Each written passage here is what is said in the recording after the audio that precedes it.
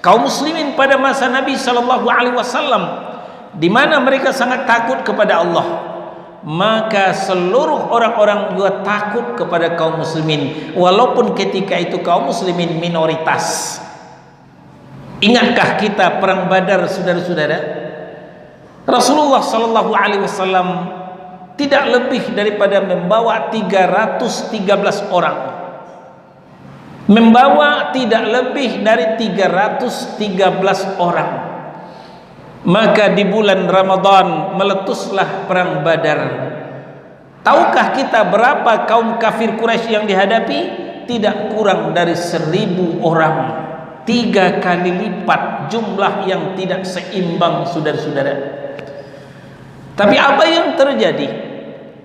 Karena ketika itu kaum muslimin sangat takut kepada Allah, maka Allah juga menanamkan rasa takut kepada orang kafir terhadap Islam. 1000 orang berhasil dipukul mundur oleh kaum muslimin yang jumlahnya hanya 313 orang. Alhamdulillahi Rabbil Alamin Ar-Rahmanir Rahim.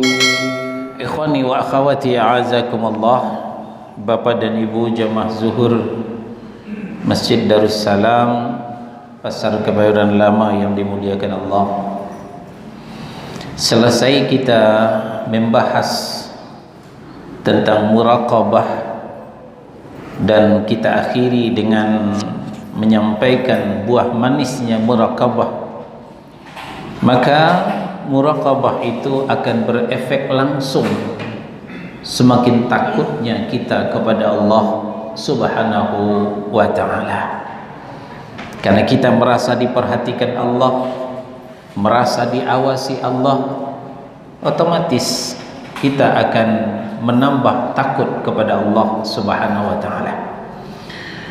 Nah, maka sekarang kan kita lanjutkan materi akhlak kita. Termasuk akhlak yang mulia juga adalah takut kepada Allah. Ya, takut kepada Allah, maka Allah akan menjaga kita. Takutnya kepada Allah, karena ini yang merasakan takut ini hati.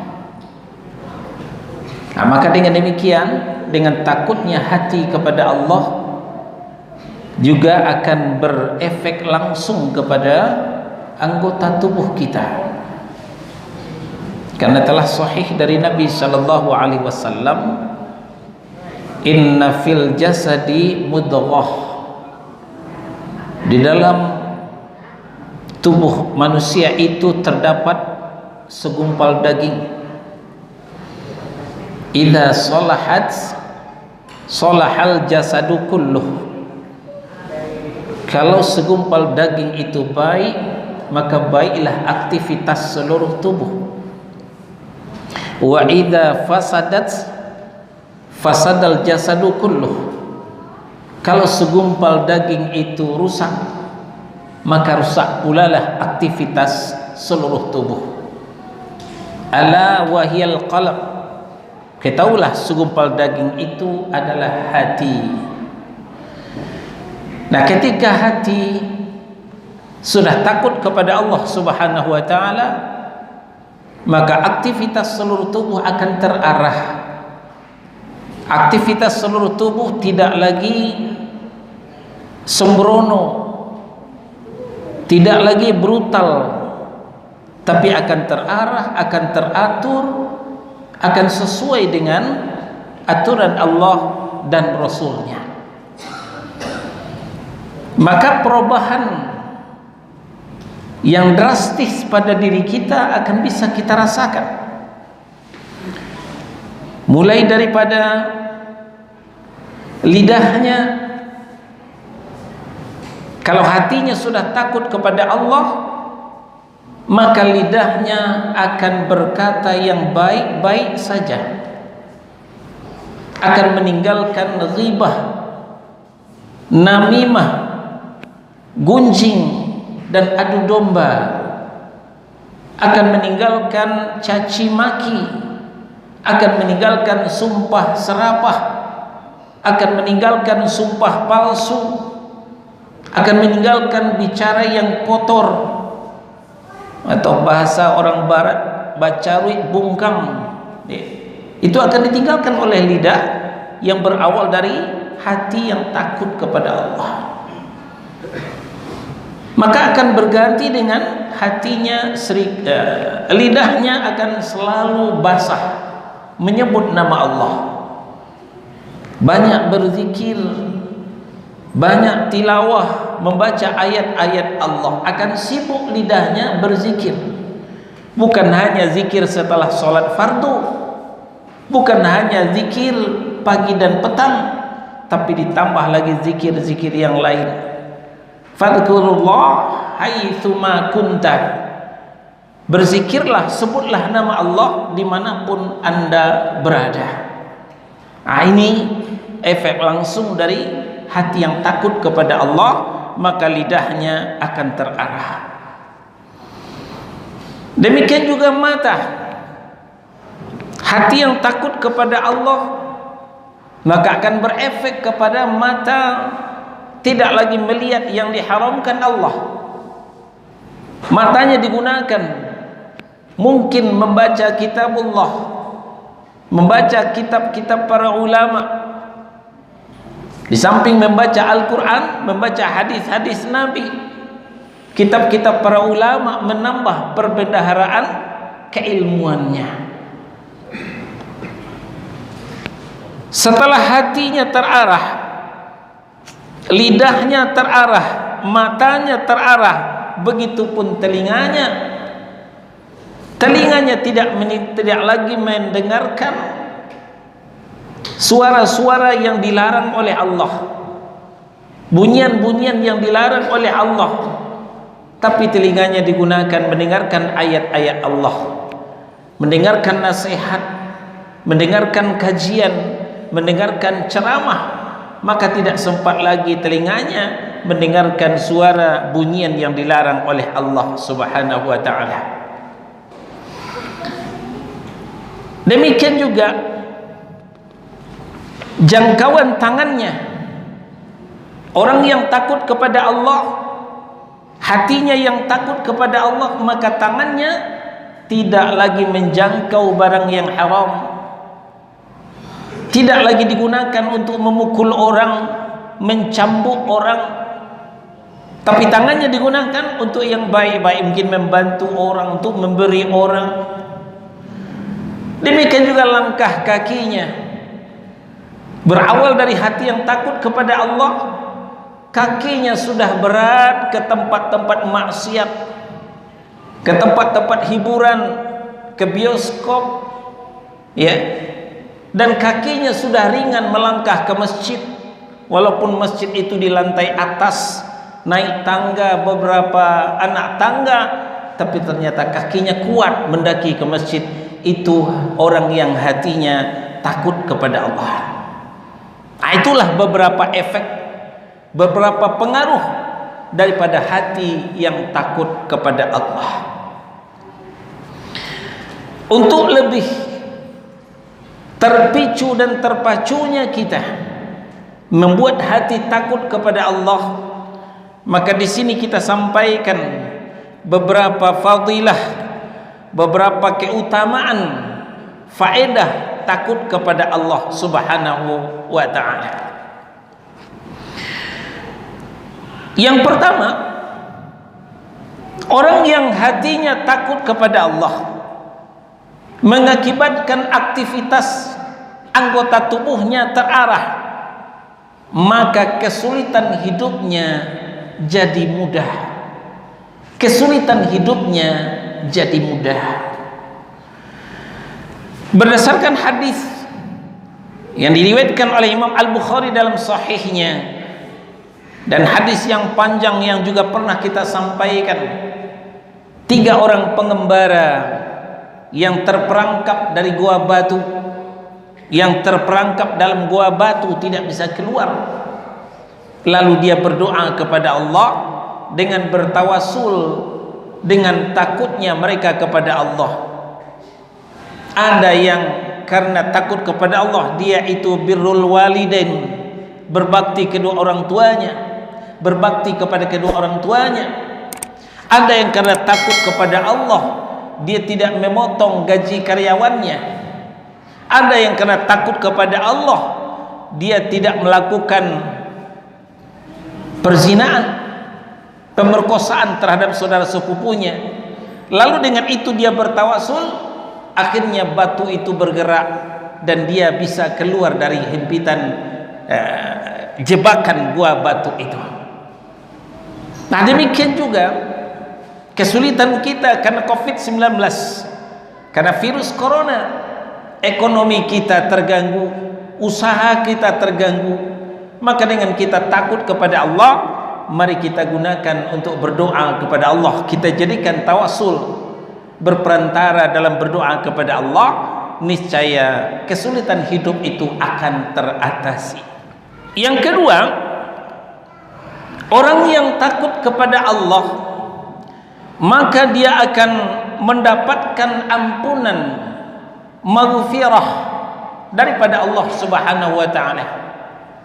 Saudara-saudara, betapapun kita muraqabah, betapapun merasakan kehadiran Allah, kadang-kadang kita lengah juga. Kadang-kadang kita tertipu juga oleh syaitan, sempat juga berbuat dosa. Tapi ketahuilah bahwa orang yang takut kepada Allah, maka dosa-dosanya itu akan diampuni oleh Allah Subhanahu wa taala. Al-Mulk surah yang ke-67 ayat 12, Allah berfirman, innal ladzina yakhshawna rabbahum bil ghaibi lahum maghfiratun wa ajrun kabir. Sesungguhnya orang-orang yang takut kepada Rabbnya, kepada Allah Subhanahu wa taala, yang tidak terlihat oleh mereka, mereka memperoleh maghfirah, memperoleh ampunan dan pahala yang besar di sisi Allah Subhanahu wa taala. Walaupun dia sudah berusaha untuk tidak berbuat dosa, tapi yang namanya manusia al-khata' wan nisyan sifatan linnas. Salah dan lupa itu dua sifat manusia. Maka ketika dia terjebak dalam dosa dan maksiat, otomatis dosa dan maksiat itu diampuni oleh Allah yang di luar kemampuannya, di luar kesanggupannya. Inilah bonus untuk orang yang hatinya takut kepada Allah Subhanahu wa taala.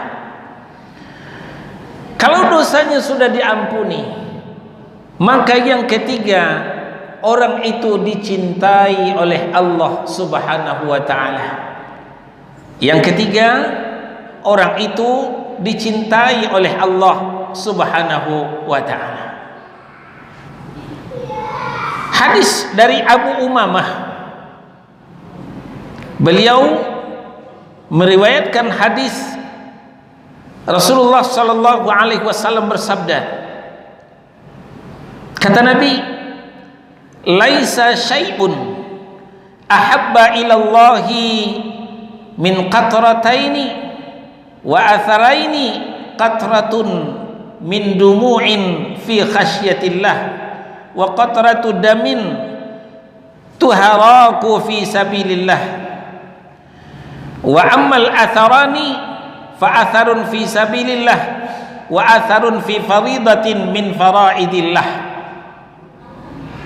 Tidak satupun yang lebih dicintai oleh Allah dari hambanya, kata Nabi, melainkan dua tetes dan dua bekas. Nah, perhatikan baik-baik.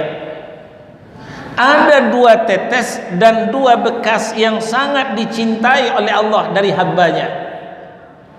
Nah, mudah-mudahan dua tetes dan dua bekas ini, kalau tidak semuanya, salah satu ada pada diri kita.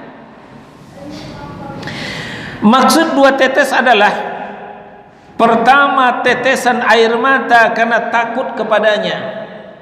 Di keheningan malam dia bangun, berwudu dan tahajud, lalu mengingat dosa-dosa yang telah dilakukannya, Dia mohon ampun kepada Allah, lalu tanpa terasa air matanya meleleh, air matanya menetes. Nah, tetesan air mata ketika takut kepada Allah itu sangat dicintai oleh Allah Subhanahu wa taala. Yang kedua, tetesan darah saat berjihad di jalan Allah. Kalau suatu nanti Islam diganggu orang, Islam diobrak-abrik orang, maka kita tampil sebagai pejuang. Karena dalam khutbah dulu kita sampaikan, transaksi yang berharga adalah transaksi dengan Allah. Ketika kita berjihad pada jalan Allah, walaupun nyawa melayang ketika itu, darah kita berceceran, maka tetesan darah itu sangat dicintai oleh Allah Subhanahu wa taala.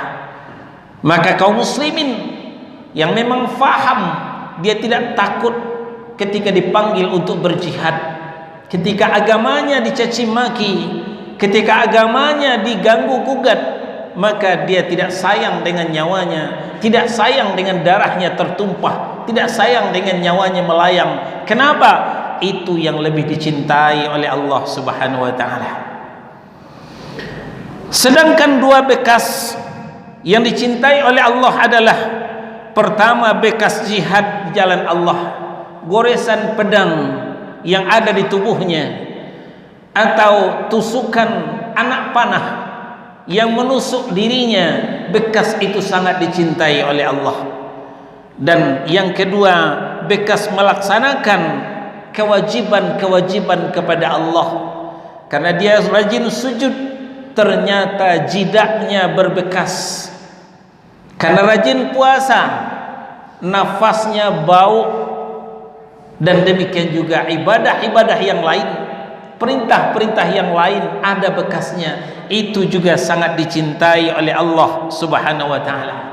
Nah, jadi pelajaran kita termasuk yang dicintai Allah, tetesan air mata ketika takut kepada Allah Subhanahu wa taala. Hadis ini sahih, diriwayatkan oleh Imam At-Tirmidzi. Nah, kalau orang itu sudah mendapatkan ampunan Allah dan kemudian meraih cinta Allah, maka yang keempat, sebagai apresiasi, sebagai penghargaan, Allah berikan surga kepadanya. Orang yang takut kepada Allah wajib mendapatkan surganya Allah Subhanahu wa ta'ala. Di dalam Ar-Rahman surah yang ke-55 ayat 46, waliman khafa maqama rabbih jannatan, dan bagi orang-orang yang takut akan saat menghadap Rabbnya, maka Allah sediakan untuknya surga. Orang yang takut kepada Allah, takut kepada pertemuan dengan Allah nanti, maka Allah sediakan surga sebagai balasan, sebagai hadiah, sebagai penghargaan untuknya. Orang yang takut, dia akan berjaga-jaga ketika menghadapi perintah Allah, sebagaimana dikatakan oleh Nabi dalam hadis Abu Hurairah radhiyallahu an, yang juga diriwayatkan oleh Imam At-Tirmidzi. Kata Nabi sallallahu alaihi wasallam, man khafa atlaja wa man atlaja balagal mazila, ala inna sil'atallahi ghaliyatun, ala inna sil'atallahi jannah. Siapa yang merasa khawatir, merasa takut nanti akan kecewa bertemu dengan Allah, maka dia khawatir tidak sampai ke tujuan itu nanti, niscaya akan dia berangkat pada awal malam. Maksudnya dia tidak akan menunda, dia akan segera mempersiapkan diri untuk itu. Dan siapa yang berangkat pada awal malam, niscaya dia akan sampai kepada tujuan. Ketahuilah, barang dagangan Allah itu sangatlah mahal, dan ketahuilah sesungguhnya barang dagangan Allah itu adalah surga. Nah, jadi untuk mendapatkan surga itu perlu kerja keras, perlu banting tulang, perlu perhatian yang serius, maka dia berangkat dari awal malam. Maksudnya berangkat dari awal supaya tidak telat, terutama dalam melaksanakan perintah-perintah Allah, meninggalkan larangan-larangan Allah.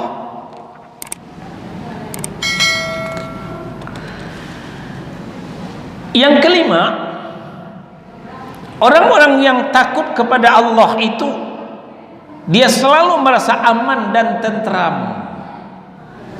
Dia akan merasakan aman dan tentram. Jadi orang yang takut kepada Allah itu tidak merasakan resah, gelisah, gundah gulana, tapi ketentraman batin, ketenangan jiwa itu diraihnya. Rasulullah SAW bersabda dalam riwayat yang berisikan hadis qudsi. Ya, hadis qudsi ini adalah firman Allah yang tidak terdapat di dalam Al-Quran. Apa kata Allah? Wa izzati la ajma'u li abdi amnaini wala khawfaini in huwa aminani fid dunya akhaftuhu yawma ajma'u fihi ibadi wa in huwa khafani fid dunya amintuhu yawma ajma'u fihi ibadi. Demi keperkasaanku, kata Allah. Allah bersumpah dengan sifatnya, wa izzati, demi keperkasaanku, kata Allah, aku tidak akan pertemukan dua rasa aman dan rasa takut dalam diri hamba. Dua rasa yang berbeda, rasa aman dan rasa takut, itu tidak akan dipertemukan oleh Allah dalam diri hambanya.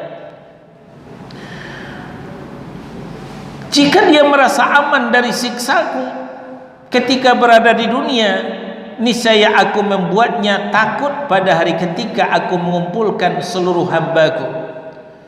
Sedangkan jika dia takut kepadaku ketika berada di dunia, niscaya aku akan memberinya rasa aman pada hari ketika aku mengumpulkan seluruh hambaku. Masya Allah. Kalau kita takut kepada Allah, maka selain daripada Allah tidak ada yang kita takutkan. Hati kita menjadi tenang, jiwa kita menjadi tentram. Sekarang kita dilanda COVID-19, virus corona, virus yang gampang menular. Ya, makanya pemerintah kita wanti-wanti sekali supaya kita menjaga kesehatan dengan memakai masker, mencuci tangan, menjaga jarak dan lain sebagainya. Namun orang yang takut kepada Allah tidak takut berlebihan kepada corona. Takut kepada corona, virus COVID-19 wajar, tapi terlalu takut ini tidak boleh. Terlalu takut kepada makhluk, kadang-kadang kita lupa kepada Allah Subhanahu wa ta'ala. Jadi kita boleh takut kepada makhluk, tapi kita lebih takut kepada Allah Subhanahu wa ta'ala. Makanya orang yang tertanam takut dalam hatinya kepada Allah Subhanahu wa ta'ala, maka dia tidak terlalu takut kepada makhluk, termasuk virus corona COVID-19. Kenapa? Karena qadarullah wa ma syaa fa'al. Dia berakhir kepada suatu ketetapan yang telah ditetapkan Allah. Allah berbuat sekehendaknya. Yang penting kita sudah berusaha menjaga kesehatan, ya, lalu kita berdoa kepada Allah, Allah lah yang akan menyelamatkan kita.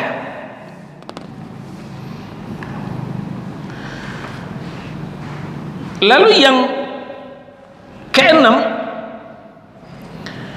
orang yang takut kepada Allah, maka dia akan disegani oleh semua makhluk.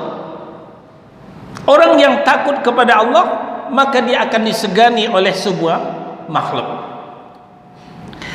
Ali bin Abi Thalib radhiyallahu anhu, khalifah yang keempat, sepupu Rasulullah sallallahu alaihi wasallam, pernah menyampaikan, siapa yang takut kepada Allah, niscaya dia akan membuat semua makhluk takut kepadanya. Sebaliknya, siapa yang tidak takut kepada Allah, niscaya dialah yang akan takut kepada semua makhluk. Ini bisa kita buktikan dengan kaum muslimin di dunia pada umumnya dan di negeri kita Indonesia pada khususnya. Mari kita perhatikan saudara-saudara, secara kuantitas muslim di Indonesia 90% lebih kurang. Muslim Indonesia mayoritas, tapi kenapa diatur oleh kaum minoritas? Malah kaum muslimin yang mayoritas takut menjalankan syariatnya sendiri, dikekang oleh orang-orang yang kelompok-kelompok yang minoritas. Nah, ternyata rahasianya di sini, saudara-saudara. Karena mayoritas kaum muslimin tidak takut kepada Allah, banyak melakukan maksiat, maka akhirnya orang-orang juga tidak takut kepadanya. Berbeda dengan kaum muslimin pada masa Nabi sallallahu alaihi wasallam, di mana mereka sangat takut kepada Allah, maka seluruh orang-orang juga takut kepada kaum muslimin, walaupun ketika itu kaum muslimin minoritas. Ingatkah kita perang Badar, saudara-saudara? Rasulullah sallallahu alaihi wasallam tidak lebih daripada membawa 313 orang, membawa tidak lebih dari 313 orang. Maka di bulan Ramadan meletuslah perang Badar. Tahukah kita berapa kaum kafir Quraisy yang dihadapi? Tidak kurang dari 1000 orang, 3 kali lipat jumlah yang tidak seimbang, saudara-saudara. Tapi apa yang terjadi? Karena ketika itu kaum muslimin sangat takut kepada Allah, maka Allah juga menanamkan rasa takut kepada orang kafir terhadap Islam. 1000 orang berhasil dipukul mundur oleh kaum muslimin yang jumlahnya hanya 313 orang. Itulah kaum muslimin mencatat keberhasilan yang gemilang, mencetak kemenangan yang gilang-gemilang ketika itu, bermodalkan kepada takut kepada Allah Subhanahu wa ta'ala. Rujukannya daripada Hilyatul Auliya. Perkataan serupa juga dinisbatkan kepada Umar bin Abdul Aziz dalam Syarhul Iman. Selanjutnya Yahya bin Mu'az Ar-Razi mengatakan, seberapa besar rasa cintamu kepada Allah, maka sebesar itu pula makhluk akan mencintaimu. Dan seberapa besar rasa takutmu kepada Allah, maka sebesar itu pula makhluk akan menyeganimu. Nah, demikian perkataan Yahya bin Mu'az Ar-Razi dalam Syarhul Iman halaman 976. Yang ketujuh, terakhir, keutamaan takut kepada Allah, doanya diijabah oleh Allah, doanya dikabul oleh Allah. Doa-doa orang mukmin yang takut kepada Allah akan dikabulkan oleh Allah Subhanahu wa taala. Pinta boleh, kandak balaku. Hal ini sebagaimana disebutkan oleh Allah di dalam Al-Qur'an, di dalam Al-A'raf surah yang ke-7 ayat 56. Allah berfirman, wad'uuhu khaufan wa tama'a inna rahmatallahi qaribun minal muhsinin. Dan berdoalah kepadanya dengan rasa takut dan penuh harap, sesungguhnya rahmat Allah, kasih sayang Allah amat dekat kepada orang yang berbuat baik. Nah, jadi ketika posisi kita terancam, ketika keadaan kita tidak kondusif, maka lebih dekatlah kepada Allah, lebih takutlah kepada Allah, maka ketika itulah Allah akan menurunkan rahmatnya, menurunkan kasih dan sayangnya. Begitupun ketika kita berhadapan dengan COVID-19, berhadapan dengan virus corona, lebih dekatlah kepada Allah, tinggalkan maksiat, banyaklah berzikir, bertaubat, mohon ampun kepada Allah, maka Allah akan menurunkan pertolongannya. Mudah-mudahan virus corona COVID-19 akan segera berakhir di negeri kita ini berkat kaum muslimin takutnya kepada Allah Subhanahu wa taala. Itulah 7 hal keutamaan daripada takut kepada Allah Subhanahu wa taala. Mudah-mudahan bisa memotivasi kita, bisa memicu dan memacu kita supaya lebih takut lagi kepada Allah dan memperbanyak ibadah serta menjauhkan diri daripada maksiat, terutama daripada kemusyrikan, mempersekutukan Allah. Alhamdulillahi Rabbil Alamin Ar-Rahmanir Rahim